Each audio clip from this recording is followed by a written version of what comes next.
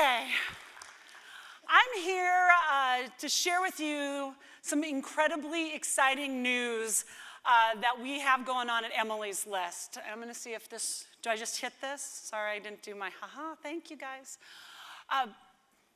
So, something unprecedented has happened.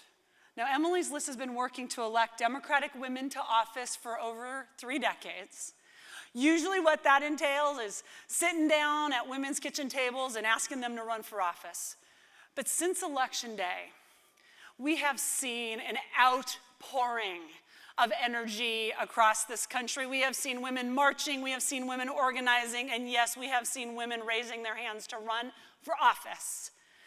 In fact, we have seen 19,000 women reach out to Emily's List since Election Day wanting to run for office. And I got to put that in perspective for you.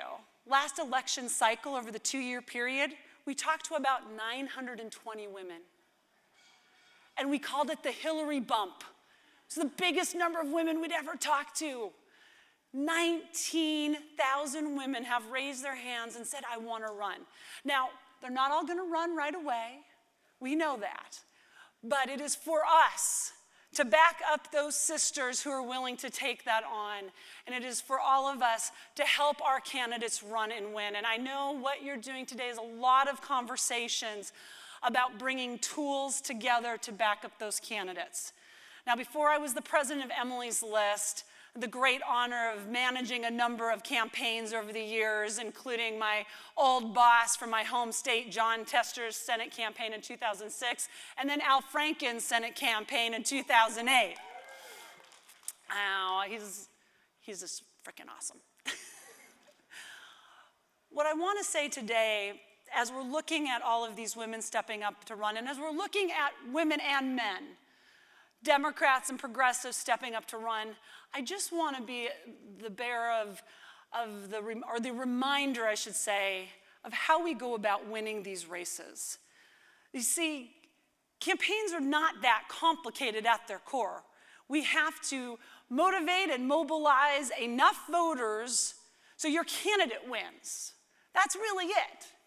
You need a majority in that district to win. That's what we need to do. Now, for campaigns, there's only so many resources that you have access to. Money, which you can sometimes get more of, but it's fine. It's hard to do, but you can do it. Volunteers, which you can keep getting more of, but it's hard. And the one thing that is completely finite is time.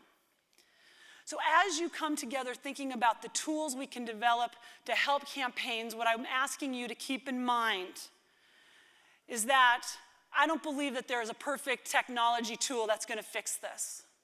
I believe that there are tools that can help campaigns, but there's work that we have to do, and there's different universes of people we have to talk to, like this guy. Now, this guy is a 70-year-old, clearly white male who lives in Overland Park, Kansas. Clearly a sportsman, he likes to fish and hunt, he's a gun owner, he owns a number of guns. He's a Democrat, my friends. He also happens to be my father. And Papa Schriok there gets his news from 2 sources. The Kansas City Star every morning and the nightly news at night. And he watches those TV campaign ads. We need to make sure he's got the information to vote. Then there's this guy. He's my brother. He's a violinist. He's LGBT. He lives in Kansas City as well. He is very liberal, probably more independent liberal. He gets his news basically from Facebook and his friends. We have to communicate with both of them. They are part of our base. And we've got to mobilize them, but that means there's different kinds of technology to do both. So I'm asking you this. Do not make tools that campaigns are unable to use or too complicated.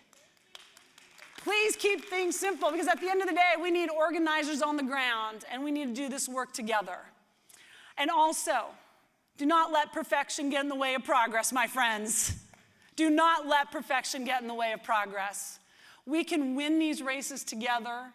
We can get some extra technology that's going to help us do it. But at the end of the day, it's one vote at a time, and we got to go out and get them. So thank you so much for being here. Let's support all of these great candidates who are running, and let's win in the decade to come. Thank you so much. Thank you.